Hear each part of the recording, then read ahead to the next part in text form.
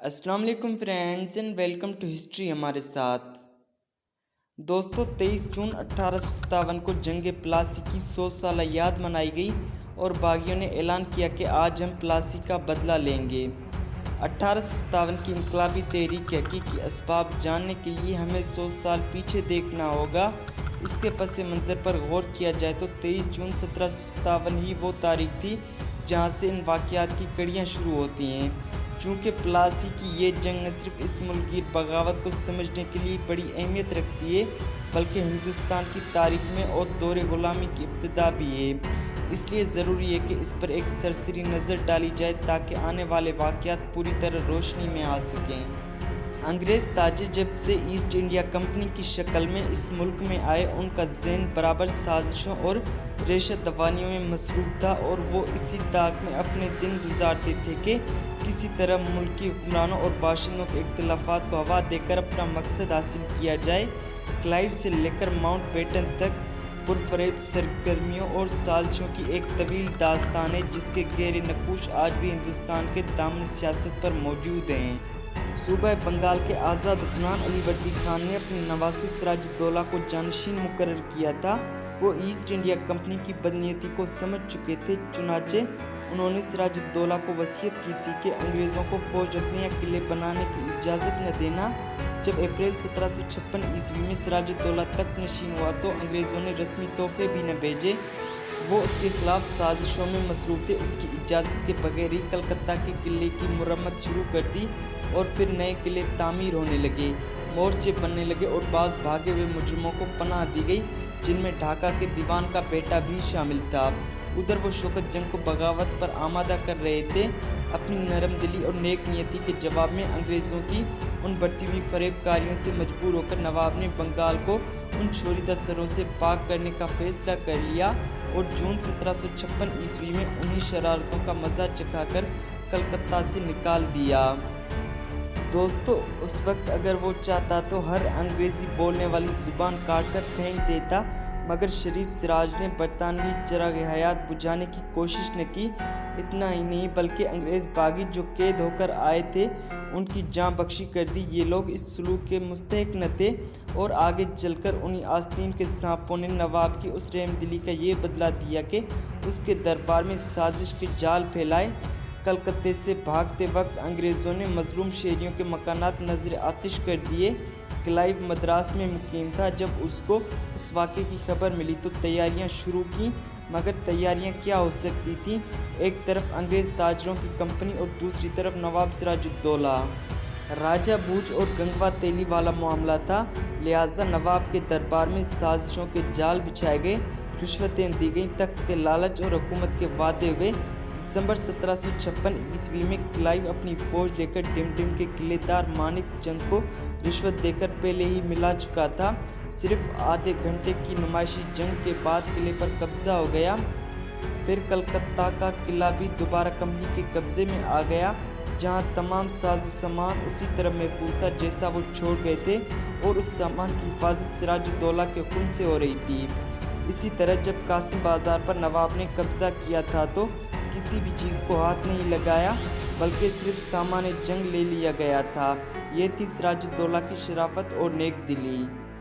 मगर जब कलकत्ते पर कब्जे के बाद क्लाइव फ़ौज लेकर अगली पर चढ़ दौड़ा, जहां नवाब की फ़ौजी कुव्वत कमज़ोर थी, तो वहां 7 दिन तक बेगुनाहों का खून बहाया गया, उनका मालो असबाब लूटा और जलाया गया। अंग्रेज़ी फ़ौजों ने बाज़ारों में भी लूट मार मचाई और बेगुनाहों के खून से कुछ बाज़ार रंगीन बना दिए। नालियों तक में खून बह रहा था। उसके मुकाबले में ये अंग्रेज़ों की बर्बरियत और इस्तिबदाद का नमूना था। उसके बावजूद सिराजुद्दौला ने अमीर उल वाश को लिखा, आपने हगली पर कब्जा करने के बाद मेरी रियाया के मालो असबाब को लूटा। ये हरकत सौदागरों के लिए ठीक नहीं। मैं हगली के करीब पहुंच रहा हूं। उन उमूर के बावजूद अगर आप सुलह पर राज़ी हैं तो एक नुमाइंदा मेरे यहाँ भेज दें। मैं कंपनी को पहली सी मराहत देने को तैयार हूँ। मगर अंग्रेज़ तो सिराजुद्दौला को मिटाने पर कमर बस्ता थे। चुनाचे क्लाइव ने अपने 2 नुमाइंदे बज़ाहिर तो सुलह की बातचीत के लिए भेजे, लेकिन दरअसल नवाब की फ़ौजी कुव्वत और पोशीदा राजों का पता लगाना उनका मकसद था। ये दोनों जासूस रात के वक्त चुपके से उठकर आते और क्लाइव को सारा हाल बता देते। 4 फरवरी को सुबह 4 बजे अचानक क्लाइव ने उसी खेमे पर हमला किया जहां कंपनी के जासूसों ने सिराजुद्दौला को देखा था। इत्तफाकन वो उस वक्त वहां मौजूद न था और इस तरह बाल बाल बच गया। दिन की रोशनी नमूदार होने पर क्लाइव की ये फौज वापस चली गई, मगर सिराजुद्दौला के सिपाहियों ने भी अच्छी खासी मुरम्मत कर दी। दोस्तों 9 फरवरी 1757 ईस्वी को कंपनी और सिराजुद्दौला के दरमियान ओहदनामा हो गया। क्लाइव की बदनीयती का अंदाज़ा लगाने के लिए ये ख़त काफ़ी है जो उसने ईस्ट इंडिया कंपनी की सिलेक्ट कमेटी को लिखा। उसने लिखा कि अभी क्या बिगड़ा है, नवाब से बहुत सी शर्तें मंजूर करवाई जा सकती हैं, बशर्त ये कि नवाब के दरबार में एक ऐसा शख्स सफ़ीर मुकर्रर कर दिया जाए जो निहायत होशियार हो और इस मुल्क की ज़ुबान और मुआशरत से वाकफियत रखता हो। उसके ज़रिए से नई शर्तें भी मंजूर करवाई जा सकती हैं और बहुत से खुफिया कामों में भी मदद मिल सकती है। चुनाचे उस काम के लिए वार्ड्स मुकर्रर हुआ और वो दरबार सिराज में गद्दारी और साजिश का जाल बुनने के लिए रहने लगा। ये वही वार्ड्स था जिसकी नवाब ने जान बख्शी कर दी थी। अब अंग्रेज़ों को डर किस बात का था?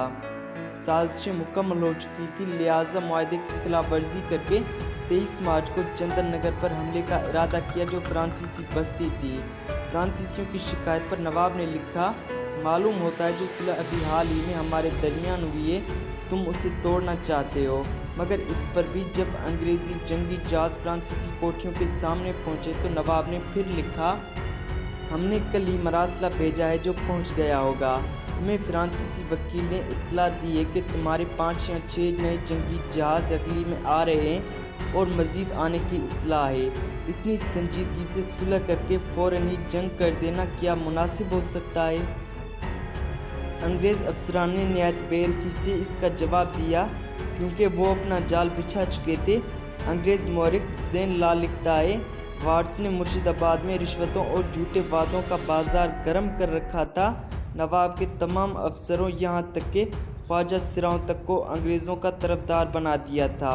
वार्ड्स ने यह काम मुकम्मल करके 26 अप्रैल को क्लाइव को इत्तला दी कि मीर जाफ़र को भी उसने गद्दारी पर तैयार कर लिया है। दोस्तों क्लाइव नवाब को तो नरम और शेरी अल्फाज में ख़त लिखता रहा, मगर वार्ड्स को लिखा कि मैं करीब फ़ौज लेकर पहुँचूँगा। 4 जून को वार्ड्स एक जनानी पालकी में बैठकर आधी रात के करीब मीर जाफ़र के महल में गया और उससे ओहदनामा और शराइत वगैरह मुकम्मल करवाईं। उस साजिश पे मीर जाफ़र के अलावा दरलब राम, यार लुत्फ़ खान और जगत सेठ वगैरह शरीक थे और कुछ मामलात अमीर चंद के ज़रिए तय हो रहे थे जिनको अंग्रेज़ों ने लालच दिए और झूठे वादे किए थे और उसने अपनी थैलियों के मुंह खोल दिए थे। इस तरह उन साजिशों में अमीर चंद का लाखों रुपया खर्च हुआ। जब मामलात तय हो गए तो गद्दारों की उस टोली के सरदार मीर जाफ़र ने क्लाइव को इत्तला दे दी। दोस्तों उम्मीद है ये किस्त आपको पसंद आई होगी। अगर ये किस्त आपको पसंद आई हो तो वीडियो को लाइक और शेयर कर दें और चैनल को सब्सक्राइब कर दें। मिलते हैं अगली किस्त में, तब तक अपना बहुत ज़्यादा ख्याल रखिए। अल्लाह हाफिज़।